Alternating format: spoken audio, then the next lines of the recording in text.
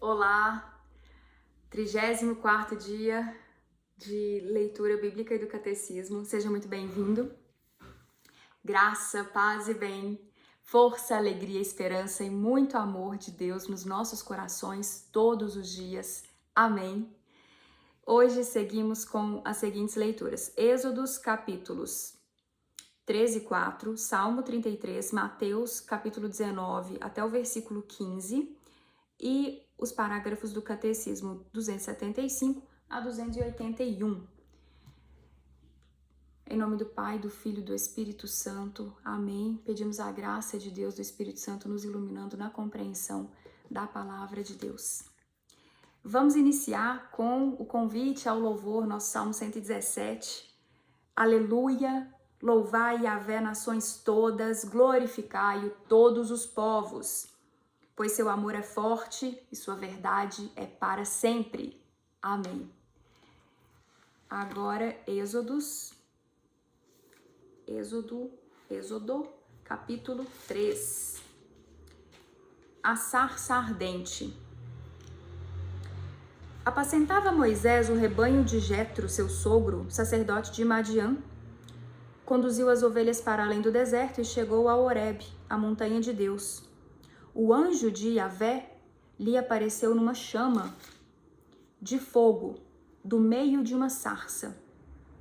Moisés olhou, e eis que a sarça ardia no fogo, e a sarça não se consumia. Então disse Moisés: darei uma volta e verei este fenômeno estranho, verei por que a sarça não se consome. Viu Yahvé que ele deu uma volta para ver, e Deus o chamou do meio da sarça. Disse: Moisés, Moisés. Este respondeu: eis-me aqui. Ele disse: não te aproximes daqui e tire as sandálias dos pés, porque o lugar em que estás é uma terra santa.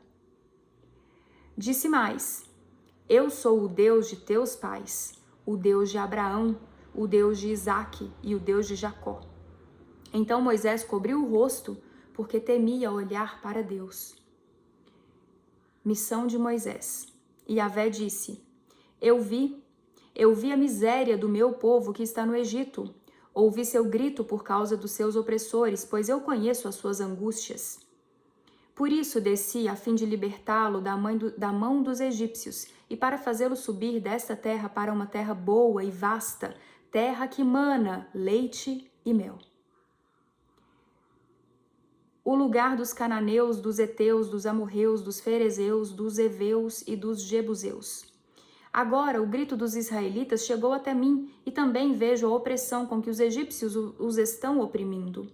Vai, pois, e eu te enviarei a Faraó para fazer sair do Egito o meu povo, os israelitas. Então disse Moisés a Deus: quem sou eu para ir a Faraó e fazer sair do Egito os israelitas? Deus disse: eu estarei contigo, e este será o sinal que eu te enviei, de que eu te enviei. Quando fizeres o povo sair do Egito, vós servireis a Deus nesta montanha. Eu lerei este parágrafo novamente. Então disse Moisés a Deus: quem sou eu para ir a Faraó e fazer sair do Egito os israelitas? Deus disse: eu estarei contigo, e este será o sinal de que eu te enviei. Quando fizeres o povo sair do Egito, vós servireis a Deus nesta montanha. Revelação do nome divino. Moisés disse a Deus: quando eu for aos israelitas e disser: o Deus de vossos pais me enviou até vós, e me perguntarem: qual é o seu nome? Que direi? Disse Deus a Moisés: eu sou aquele que é. Disse mais: assim dirás aos israelitas: eu sou, me enviou até vós. Disse Deus ainda a Moisés: assim dirá aos israelitas: Yahvé, o Deus de vossos pais, o Deus de Abraão, o Deus de Isaque e o Deus de Jacó, me enviou até vós. É o meu nome para sempre, e é assim que me invocarão de geração em geração. Instruções para a missão de Moisés. Eu vou ler esse parágrafo todo novamente. Então é importante, né? Isso, Deus se dando a conhecer e como ele diz que quer ser chamado. A revelação do nome divino. Estamos em Êxodo, capítulo 3, versículo 13. 13 ao 15.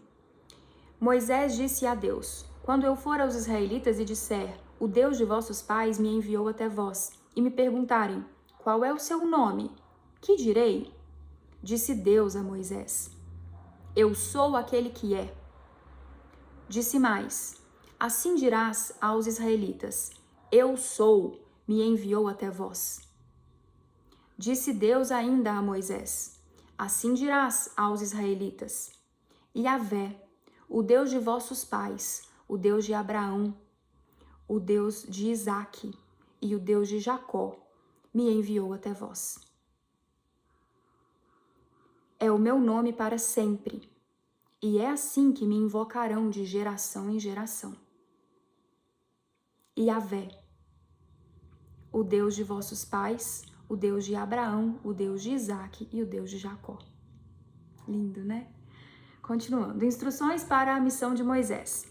Vai, reúne os anciãos de Israel e dize-lhes: Yahvé, o Deus de vossos pais, o Deus de Abraão, o Deus de Isaque e o Deus de Jacó me apareceu, dizendo: De fato vos tenho visitado e visto o que vos é feito no Egito. Então eu disse: Far-vos-ei subir da aflição do Egito para a terra dos cananeus, dos heteus, dos amorreus, dos ferezeus, dos heveus e dos jebuseus, para uma terra que mana leite e mel.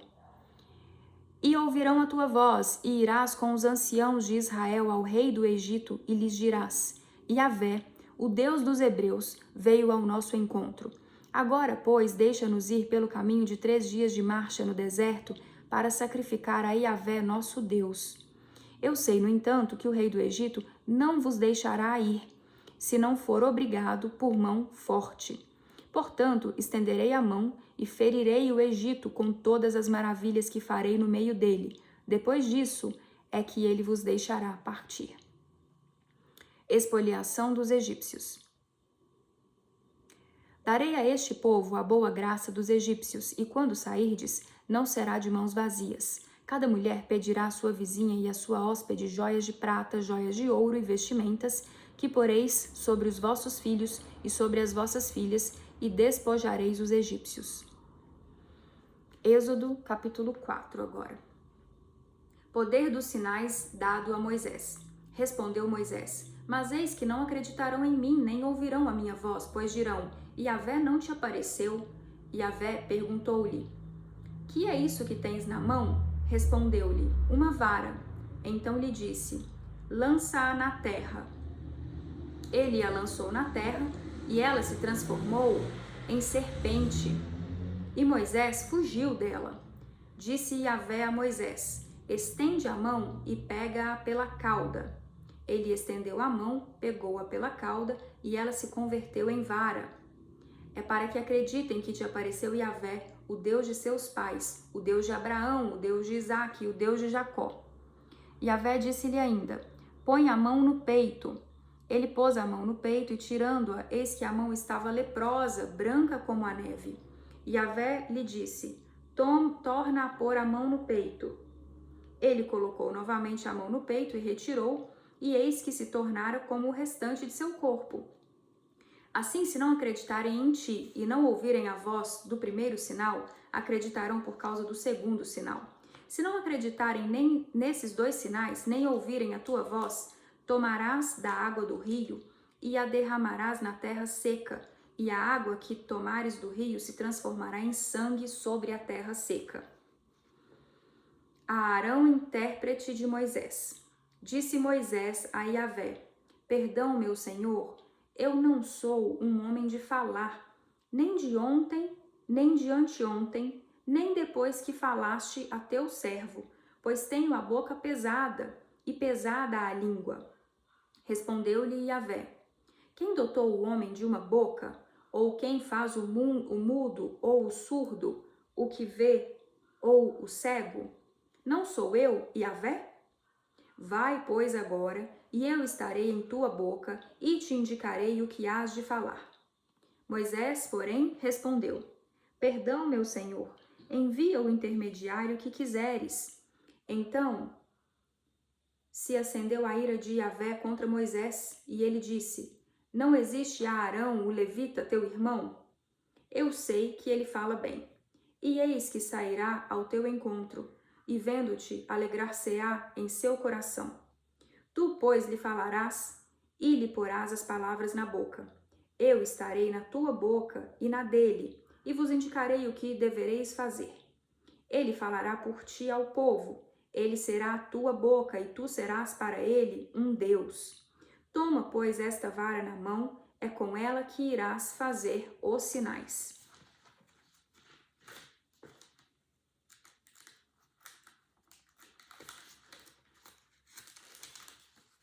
Partida de Moisés de Madiã e volta do Egito. Saindo Moisés, voltou para Jetro, seu sogro, e lhe disse: Deixa-me ir e voltar a meus irmãos que estão no Egito para ver se ainda vivem. Respondeu Jetro: Vai em paz. E Yahvé disse a Moisés em Madiã: Vai, volta para o Egito, porque estão mortos todos os que atentavam contra a tua vida. Tomou, pois, Moisés a sua mulher e seus filhos, fê-los montar num jumento e voltou para a terra do Egito. Moisés levou em sua mão a vara de Deus. E Yahvé disse a Moisés: Quando voltares ao Egito, saibas que todos os prodígios que coloquei em tua mão, hás de realizá-los na presença de Faraó. Mas eu lhe endurecerei o coração, para que não deixe o povo partir. Dirás a Faraó: Assim falou Yahvé: O meu filho primogênito é Israel. E eu te disse: Deixa partir o meu filho, para que me sirva. Mas uma vez que recusas deixá-lo partir, eis que farei perecer o teu filho primogênito. Circuncisão do filho de Moisés. Aconteceu que no caminho, numa hospedaria, Yahvé veio ao seu encontro e procurava fazê-lo morrer. Séfora tomou uma pedra aguda, cortou o prepúcio do seu filho, feriu-lhe os pés e disse: Tu és para mim um esposo de sangue. Então ele o deixou. Pois ela havia dito: esposo de sangue, o que se aplica às circuncisões. Encontro com Arão. Disse Yahvé a Arão: Vai ao encontro de Moisés na direção do deserto. Ele partiu e, encontrando-o na montanha de Deus, o beijou. Moisés informou a Arão todas as palavras de Yahvé que o enviara e todos os sinais que lhe havia ordenado realizar. Então Moisés e Arão foram reunir todos os anciãos dos israelitas. Arão repetiu todas as palavras que Yahvé tinha dito a Moisés. Ele realizou os sinais à vista do povo. O povo creu e ouviu que Yahvé tinha visitado os israelitas e visto sua miséria. Ajoelharam-se e se prostraram. Finalizamos Êxodo, capítulos 3 e 4. Vamos agora para Salmo 33. Hino à providência. Ó justos, exultai em Yahvé, aos retos convém o louvor. Celebrai a Yahvé com harpa, tocai-lhe a lira de 10 cordas, cantai-lhe um cântico novo, tocai com arte na hora da ovação. Pois a palavra de Yahvé é reta, e sua obra toda é verdade. Ele ama a justiça e o direito. A terra está cheia do amor de Yahvé. O céu foi feito com a palavra de Yahvé, o seu exército com o sopro de sua boca. Ele represa num dique as águas do mar, coloca os oceanos em reservatórios. Que a terra inteira tema a Yahvé, temam-no todos os habitantes do mundo, porque ele diz e a coisa acontece. Ele ordena e ela se afirma. Yahvé desfaz o desígnio das nações e frustra os projetos dos povos. Mas o desígnio de Yahvé permanece para sempre, os projetos de seu coração de geração em geração. Feliz a nação cujo Deus é Yahvé, o povo que escolheu para si como herança.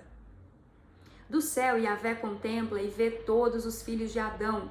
Do lugar de sua morada ele observa os habitantes todos da terra. Ele forma o coração de cada um e discerne todos os seus atos. Nenhum rei se salva com um exército numeroso. O valente não se livra pela sua grande força. Para salvar o cavalo é ilusão, e todo o seu vigor não ajuda a escapar.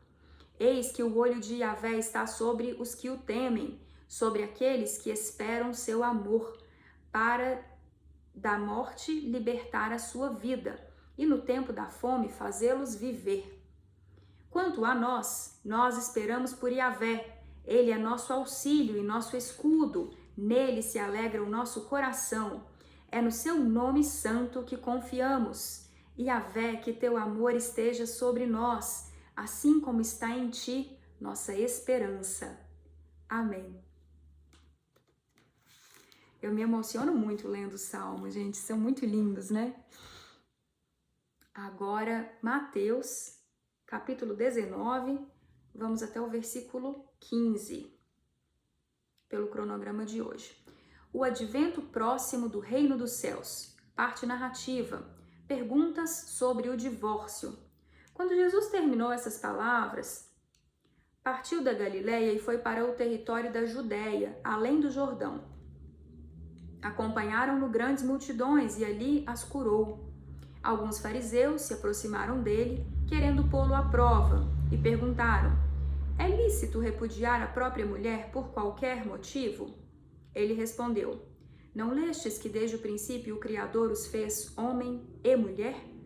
E que disse: por isso o homem deixará pai e mãe e se unirá à sua mulher, e os dois serão uma só carne. De modo que já não são dois, mas uma só carne. Portanto, o que Deus uniu, o homem não deve separar. Eles, porém, objetaram: por que então ordenou a Moisés que se desse carta de divórcio quando repudiasse? Ele disse: Moisés, por causa da dureza dos vossos corações, vos permitiu repudiar vossas mulheres, mas no princípio não era assim. E eu vos digo que todo aquele que repudiar sua mulher, exceto por motivo de prostituição, entre aspas, e desposar outra, comete adultério.